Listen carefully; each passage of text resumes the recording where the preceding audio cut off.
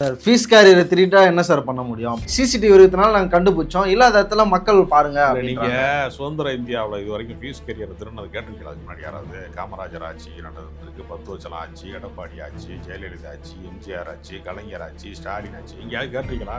திமுக ஆள் செட் பண்ணி போயிட்டாங்கிறது கேட்டிருக்கீங்களா? அது வரைக்கும் திமுக ஆள் செட் பண்ணி ஃபீஸ் கட்டலைன்னா தான் ஃபீஸ் கேரியரை பிடுங்குவாங்க. அதுவும் மின்வாரிய ஊழியர்களே எடுப்பாங்க. அதான் அப்ப இது எவ்வளவு கேவலமான ஒரு, உங்களுக்கு காரணம் சொல்ல தெரியல, ஆட தெரியல, தெருக்கோணலா இருக்குன்னு சொல்றது மாதிரியே. இப்ப நீங்க பாருங்களேன், கேரியரின் உச்சத்தை விட்டு வந்தார். டிப்பன் கேரியரை பிரிச்சு வச்சு அவரு டேபிள்ல அவரே சாப்பிட்டார். பியூஸ் கேரியரை பிடிக்க போட்டு எல்லாமே கேரியராகவே வருது. மொத்த வரலாறே அவங்களுக்கு இவ்வளவுதான். அதை தாண்டி செயல்பாட்டு அளவிலே உங்களை நிரூபிப்பதற்கு என்ன செஞ்சிருக்கீங்க?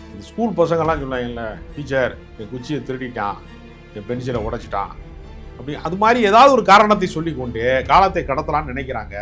ஆட்சி கவிழ்ப்பை நோக்கி பேசுறாங்க சார் எல்லாருமே. ஏங்க, ஆட்சி கவிழ்ப்பை நோக்கி அவங்க நிர்வாகமே போகுதுங்க. நீங்க என்ன அதிமுக, திமுக, பாஜக தான் போய் கவிழ்த்த போகுதுன்னு நீங்க சொல்றதுக்கு முன்னாடியே அவங்களே ஆட்சி கவிழ்ப்புக்கான எல்லா ஏற்பாட்டையும் எதிரிகள் செய்வதற்கு முன்பு தாவேக அரசியல் செஞ்சுக்கிட்டு இருக்க. தினசரி என்ன நடக்குது நீங்க சொல்லுங்க. பரந்தூர் விமான நிலையத்தை நீங்க என்ன செய்ய? அந்த வேலை திட்டங்கள் எல்லாத்தையும் நிறுத்தி வைக்க சொல்றாங்க சொன்னாங்கல்ல, அது பொய்ன்னு காலையில தகவல் வருது. அது ஆதரவு நிலைப்பாட்டுக்குள்ளதான் போறாங்க. எல்லாத்துலயுமே முன்னுக்கு பின் முரணான தகவலா இருக்கு. இப்ப திருப்பரங்குன்றத்தினுடைய நடவடிக்கையில முந்தைய அரசு என்ன செய்ததோ அதை செய்ய போறோம் அப்படின்னு நிர்மல்குமார் அமைச்சர் சொன்னார்ல, சொல்லிட்டு போய் அங்கே சர்வே வச்சு அளந்துட்டு இருக்காங்கன்னு ஒரு தகவல் வருது. அப்ப அவர்கள் சொல்வது ஒன்றாகவும் செய்வது ஒன்றாகவும் இருக்கிற போது நடைமுறை சிக்கலை அவர்கள் சந்திக்கிறார்கள். நீங்க தலைமைச் செயலகம் என்பது தாவேகாவினுடைய கட்சி அலுவலகம் மாதிரி செயல்படுகிறதுன்னு ஒரு குற்றச்சாட்டு இல்ல, அதையும் தாண்டி அது ரசிகர் மன்றமா செயல்படுது. ஒரு பேரு சென்னைக்கு வராரு, மறைக்காயா. யார் இவர்? அறம் நாடு பார்வையாளர்களுக்கு வணக்கம். இன்று நம்ம இணைந்திருக்கும் சிறப்பு விருந்தினர் அரசியல் விமர்சகர் ராஜகம்பீரன் அவர்கள். வணக்கம் சார். வணக்கம். சவுக்கு சங்கர் ஒரு ப்ரெஸ் மீட் கொடுத்துட்ருக்காரு சார். என்ன நீங்கள் 1,75,00,000 பேர் மக்கள் ஓட்டு போட்டுருக்காங்க, இந்த ஆட்சியை கவிழ்ப்போன்னு 2 திராவிட கட்சிகளுமே பேசுது அப்படின்ற விஷயத்த சொல்கிறாரு. மேடையிலுமே திமுக அதிமுகவினர் 3 மாதம் பாருங்கள், 6 மாதம் பாருங்கள், அது வரைக்கும் இந்த கட்சி இந்த ஆட்சி தாண்டுதான் பாருங்கள் அப்படின்ற விஷயங்களை பேசுகிறாங்க. ஒரு ஆட்சி கவிழ்ப்பை நோக்கி இவர்கள்லாம் செயல்படுறாங்களா? சவுக்கு சங்கர் என்ன சார் சொல்ல வர்றாரு? இந்த ஆட்சி பதவியேற்ற நாளிலிருந்து தொடர்ந்து நிர்வாக சீர்கேட்டை சந்தித்து வருகிறது. எல்லா இடத்துலையுமே நீங்கள் பார்த்தீங்கன்னா சட்டம் ஒழுங்கு சந்தி சிரிக்கிறது என்று திமுக மேலே இவங்க என்ன குற்றச்சாட்டை திமுக அரசின் மீது வைத்தார்களோ அந்த குற்றச்சாட்டினுடைய பர்சன்டேஜ் அதிகமாகிட்டே இருக்கு. அப்போ இந்த குற்றச்சாட்டு அதிகமாக வருகிற போது மக்களுடைய அதிருப்தி என்பது மிக நீண்ட காலத்திற்கு பின்பு நிகழ வேண்டியதெல்லாம் முன்கூட்டியே நிகழ்கிறது. எங்கே பார்த்தாலும் மின் தடையாக இருக்கிறது அப்படிங்கிற சிக்கல்லாம் வருகிற போது மக்களுடைய அதிருப்தி என்பது அதிகமாக இப்போ ஒரு எதிர்கட்சியை தான் வழக்கமாக கையாளுவாங்க. திமுகனா அதிமுக எதிர்கட்சியாக இருக்கும், அதிமுக ஆட்சியில் இருந்தால் திமுக எதிர்கட்சியாக இருக்கும். இந்த முறை விஜயை தவிர்த்துட்டு எல்லாருமே எதிர்கட்சி தான். இங்கே கூட்டணியில் இருக்கிறவர்களும் விமர்சிக்கிறார்கள், கம்யூனிஸ்ட் கட்சியும் விமர்சிக்கிறார்கள்.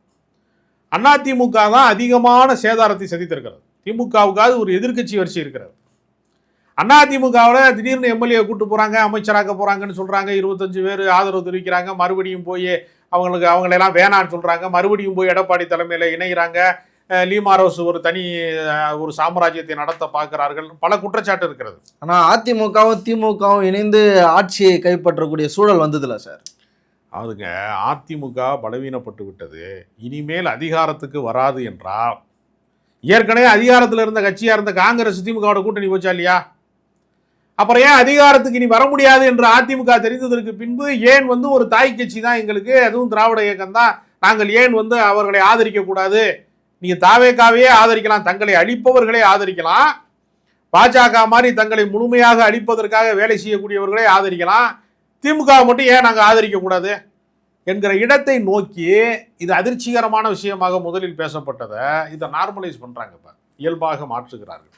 அப்போ அதை நோக்கி நகருகிற போது எதிர்காலத்தில் திமுக அதிமுக கூட்டணி வைக்கும், அதில் ஒன்றும் ஆச்சரியப்படுறதுக்கு ஒன்றுமே இல்லை அப்படிங்கிறதான் பலருடைய கருத்தாக மாறி இருக்கிறார்.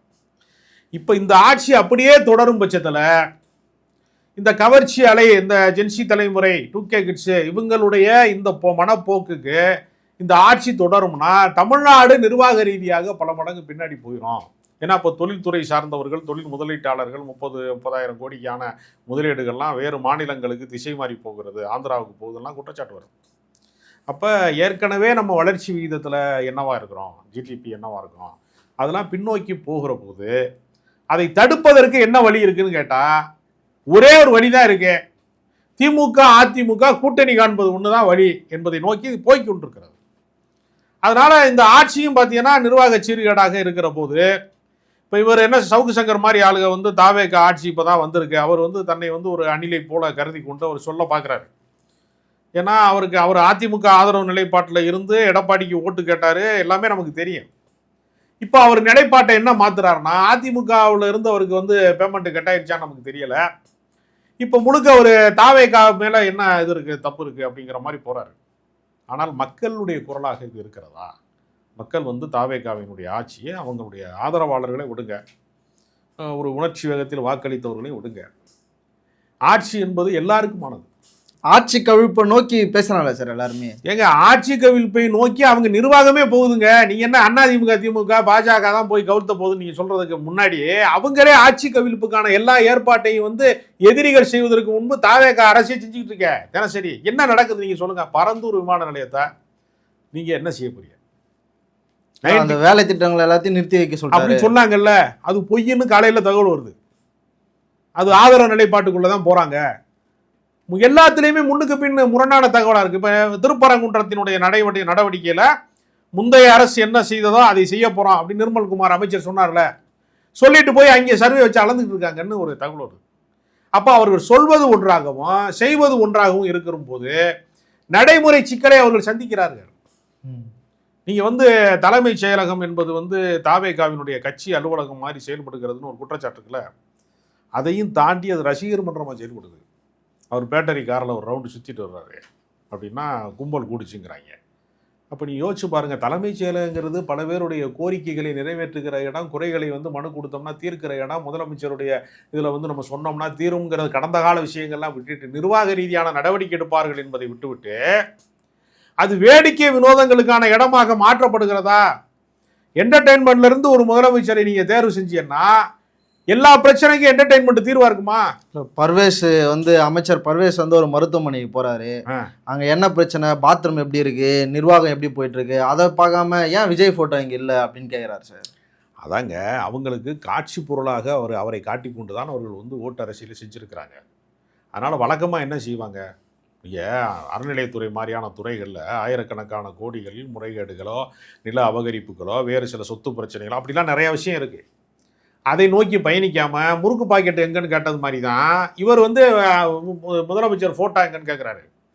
நீங்கள் நிர்வாக ரீதியாக என்ன நடவடிக்கை எடுக்க போறீங்க, என்ன பிரச்சனைகளுக்கு தீர்வு காண போறீங்க? நீங்கள் ஒவ்வொரு வட்டம் பாருங்களேன் சார். ஃபீஸ் கேரியரை திருட்டா என்ன சார் பண்ண முடியும்? அப்போ சிசிடிவி இருக்கிறதுனால நாங்கள் கண்டுபிடிச்சோம், இல்லாத இடத்துல மக்கள் பாருங்க. நீங்கள் சுதந்திர இந்தியாவில் இது வரைக்கும் ஃபீஸ் கேரியரை திருநது கேட்டிருக்கீங்களா? அதுக்கு முன்னாடி யாராவது? காமராஜர் ஆட்சி நடந்திருக்கு, 10 வருஷம் ஆட்சி, எடப்பாடி ஆட்சி, ஜெயலலிதா ஆட்சி, எம்ஜிஆர் ஆட்சி, கலைஞர் ஆட்சி, ஸ்டாலின் ஆட்சி, எங்கேயாவது கேட்டிருக்கீங்களா?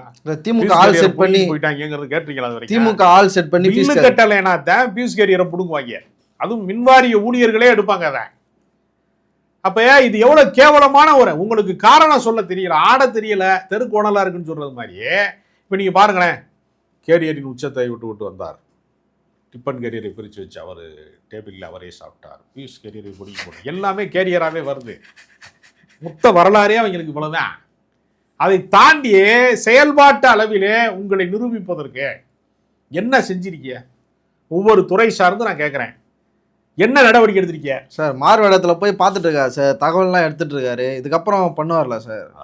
அதுதான் எனக்கு பெரிய சந்தேகமே. என்னன்னா மாறு வேடத்திலே வந்து விஜய் எல்லா இடத்துக்கும் செல்கிறார் என்பது உண்மைனா, இப்போ நிதி ஆயோக் கூட்டத்துக்கு டெல்லிக்கு போறாரே, போறது ஒரிஜினல் விஜயால மாறு வேடத்தில் டூப் அனுப்புறாங்களா?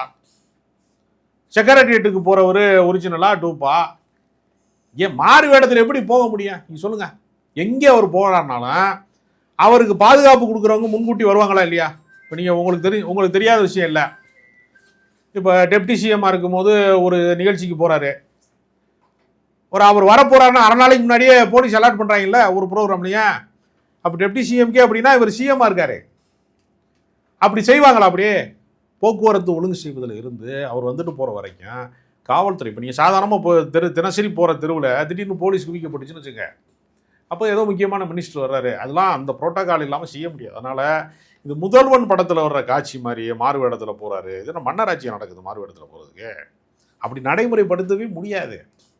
ஏதாவது ஒரு பொய்யான காரணங்களை, கற்பனையான காரணங்களை கற்பித்து மறுபடியும் மக்களை முட்டாளாக்குகிற வேலையை இவங்க செய்கிறாங்களே தவிர யதார்த்தத்தில் இவர்களால் என்ன செய்கிறதுன்னு தெரியலை. திக்புறமேல இருக்காங்க.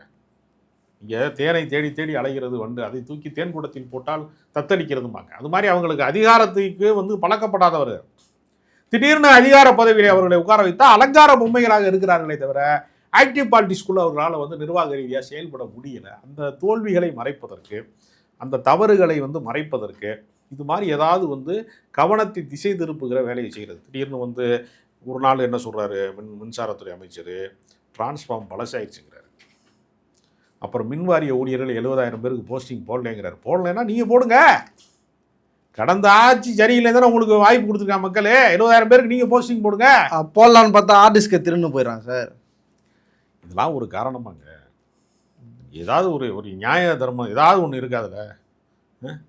இந்த ஸ்கூல் பசங்கள்லாம் சொன்னாங்கல்ல, டீச்சர் என் குச்சியை திருடிட்டான், என் பென்சிலை உடைச்சிட்டான், அப்படி அது மாதிரி ஏதாவது ஒரு காரணத்தை சொல்லி கொண்டு காலத்தை கடத்தலான்னு நினைக்கிறாங்க.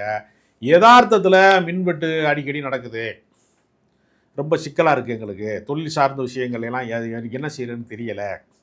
தொழில் முதலீட்டாளர்கள்லாம் ராயல் என்ஃபீல்டு நிறுவனம்லாம் எஸ்கேப் ஆகி ஓடுறாங்க, வேணாங்க, இது ஒரு நிலையற்ற அரசு அப்படி. அதனால் இந்த அரசு தேராது என்பது ஓட்டு போட்டவனே பயப்படுறாப்ப.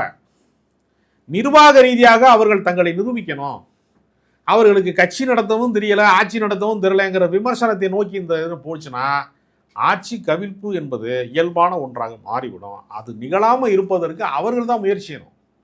எதிர்கட்சிக்காரர்கள் மேலேயே நீங்கள் பழி சாட்டுவதன் மூலமாக உங்களுடைய தவறை சரி செய்ய முடியாது. அதனால் சவுக்கு சங்கர் காப்பாற்றிடுவாரா தாட்சியா?